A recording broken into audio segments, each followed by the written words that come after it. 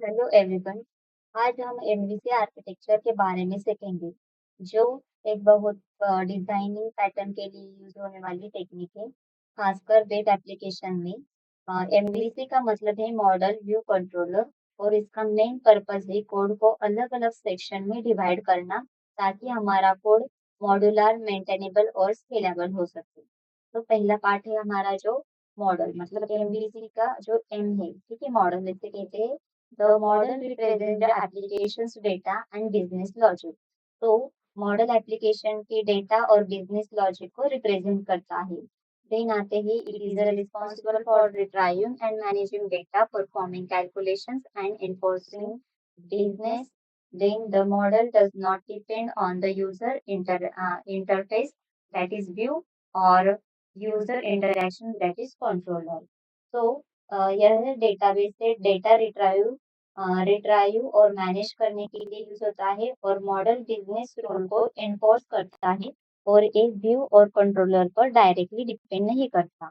अगर एग्जाम्पल, अगर हम एक स्टूडेंट मैनेजमेंट सिस्टम बना रहे हैं, तो मॉडल वह क्लास होगी जो स्टूडेंट का डेटा स्टोर करेगी। वहां पर हम आईडी, नेम, एज, ये डेटा हम यहाँ पर स्टोर कर सकते हैं इन मॉडल। देन आते हैं व्यू। तो व्यू यूजर को डेटा दिखाने का काम करती है। तो इसमें कोई भी बिजनेस लॉजिक नहीं होता, सिर्फ यूआई रिलेटेड कोड होता है। मतलब कि जो भी यूजर इंटरफेस हमें प्रोवाइड करते हैं हम हमारे वेबसाइट का, वो होता है। तो यह मॉडल से डेटा लेकर यूजर फ्रेंडली फॉर्मेट में रिप्रेजेंट करता है। फॉर एग्जाम्पल, अगर हमारा एप्लीकेशन एक वेब ऐप है, तो व्यू एक एचटीएमएल पेज या डायनेमिक टेम्पलेट हो सकता है जो स्टूडेंट डिटेल शो करेगा। कि मतलब हम जो कुछ भी एप्लीकेशन बना रहे थे, उसका जो भी हमारा फ्रंट एंड का पेज होता है, तो वो हमारा व्यू होता है। नेक्स्ट है हमारा कंट्रोलर। तो कंट्रोलर मॉडल और व्यू के बीच का इंटरमीडिएट होता है। जब यूजर कोई एक्शन परफॉर्म करता है, तो कंट्रोलर उस इनपुट को प्रोसेस करता है, मॉडल को अपडेट करता है, और फिर व्यू को रिफ्रेश करता है। तो यह खुद बिजनेस लॉजिक कंटेन नहीं करता, सिर्फ मॉडल को कॉल करके अपडेट करता है। फॉर एग्जाम्पल, अगर यूजर किसी नए स्टूडेंट को ऐड करना चाहता है, तो कंट्रोलर यूजर इनपुट लेगा, उसे मॉडल को पास करेगा, और फिर अपडेटेड डेटा व्यू को भेजेगा। तो ये होता है हमारा मॉडल, व्यू और controller.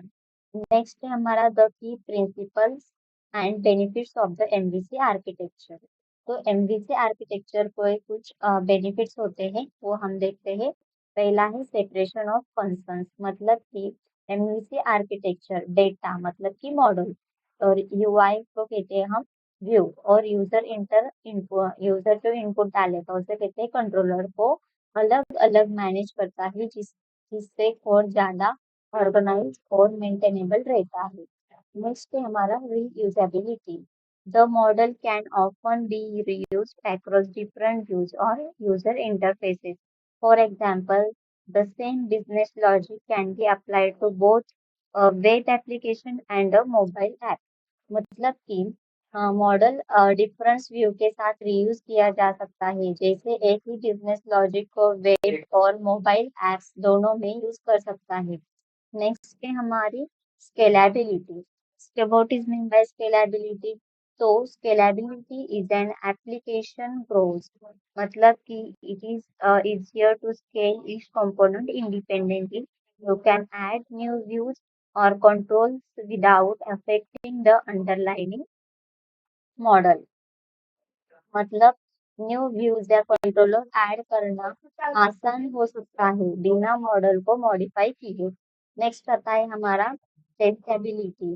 The separation of concerns make it easier to unit test each component independently. You can test the model's business logic, the view's rendering, and the controller's handling of user input in isolation. मतलब कि testability मतलब होता है कि model view और controller को independently test किया जा सकता है, जिससे एप्लीकेशन में बग कम हो सकते हैं, एरर्स कम हो सकते हैं। देन आते हैं मेंटेनेबिलिटी। को अभी मेंटेनेबिलिटी एक कंपोनेंट को अपडेट करने पर दूसरे कंपोनेंट्स पर कम इम्पैक्ट पड़ता है। कोड को आसानी से अपडेट कर सकते हैं हम बाय यूजिंग द मेंटेनेबिलिटी। तो ये होता है हमारा कुछ बेनिफिट्स ऑफ एमवीसी आर्किटेक्चर। और तो हम कुछ इसके प्रैक्टिकल एग्जांपल देखते हैं कि हम इसे कैसे हम डेवलप कर सकते हैं हमारी by using the Eclipse. Next हम देखते हैं कि प्रोजेक्ट क्रिएट करने के लिए हमें कुछ जरूरत है कुछ स्टेप्स की।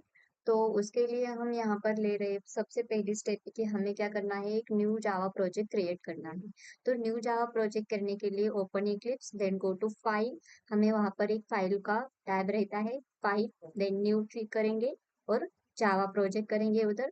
Then enter your project name, हमें उसका प्रोजेक्ट नेम देना है। फॉर एग्जाम्पल मैंने यहाँ पर दिया है एमवीसी स्टूडेंट ऐप, और देन फिनिश करेंगे। नेक्स्ट स्टेप, हमें जो प्रोजेक्ट क्रिएट होके आ गया है, तो उसमें हमें कुछ पैकेजेस क्रिएट करने हैं for model, view and controller के लिए, तीनों के लिए अलग अलग फोल्डर्स क्रिएट करने होंगे। और उसके बाद उसे हम पैकेजेस कहेंगे, पैकेजेस क्रिएट करने होंगे। और उसके बाद एक मेन वाला भी हमें एप्लीकेशन के लिए क्रिएट करना होगा। तो हम वो क्रिएट करने वाले हैं एसआरसी में। तो हमें जो प्रोजेक्ट क्रिएट होके आ गया है एमवीसी स्टूडेंट ऐप, उसमें हम करेंगे सोर्स पे। सोर्स पे राइट क्लिक करेंगे, राइट क्लिक करने के बाद वहां पर ऑप्शन आता है हमें पैकेज का, तो पैकेज, और उसे पैकेज नेम देंगे हम model, sorry com dot MVC dot model. दूसरा फिर से हम राइट क्लिक करेंगे और यहाँ पैकेज क्रिएट करेंगे, नेक्स्ट वाला com dot MVC controller, then com dot MVC dot view और com dot MVC dot main. यहाँ पर 4 फोल्डर्स हम क्रिएट करेंगे, पैकेज क्रिएट करेंगे। अब उस पैकेज में हमें कुछ क्लासेस लेंगे, ठीक है। तो जो मॉडल वाला व्यू पैकेज है, ठीक है, जो भी हमने बनाया था एमवीसी डॉट मॉडल, तो उसमें हम एक फाइल क्रिएट करेंगे, क्लास क्रिएट करने वाले वहां पर।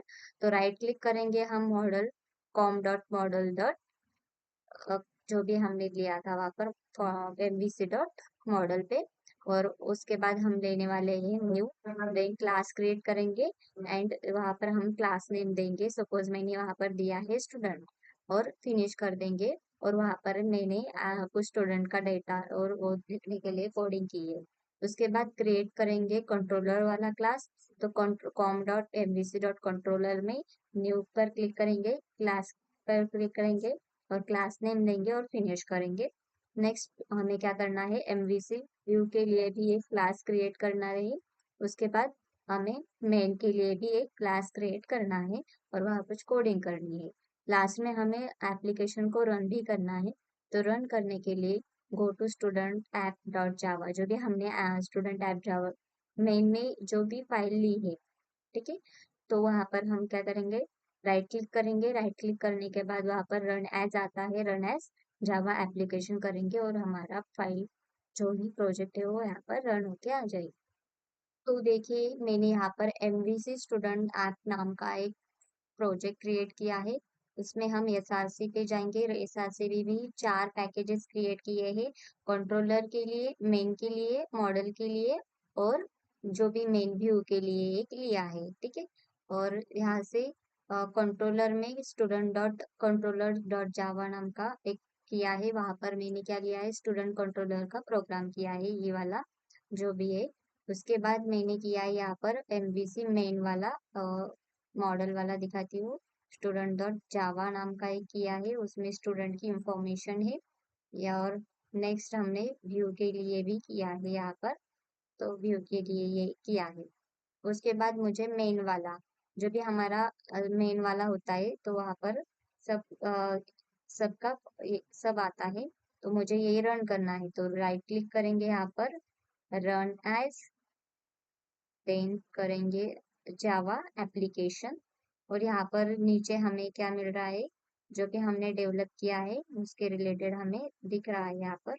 तो मैं यहाँ से एंटर योर चॉइस, सपोज मुझे क्या करना है यहाँ पर स्टूडेंट ऐड करना है, तो मैं लिखूंगी 1 option, then enter student name. Suppose मैंने यहाँ पर ले लिया है रेवा, और यहाँ पर देश पांडे, स्टूडेंट की एज लिखनी है, सपोज मैंने ली यहाँ पर 34। Next student added successfully message show हो रहा है, मुझे अब व्यू करना है स्टूडेंट को, तो मैं यहाँ से 2 करूंगी और एंटर करने के बाद मुझे जो भी स्टूडेंट का डेटा लिया है वो यहाँ पर शो हो रहा है। और उसके बाद मुझे एग्जिट करना है, तो एग्जिट के लिए मैं यहाँ पर 3 प्रेस कर सकती हूँ। तो 3 करने के बाद हमारे प्रोग्राम से हम एग्जिट हो चुके हैं। तो ये होता है मॉडल व्यू कंट्रोलर, और ऐसे हम यहाँ पर मॉडल व्यू कंट्रोलर का प्रोग्राम हम कर सकते हैं इन इक्लिप्स।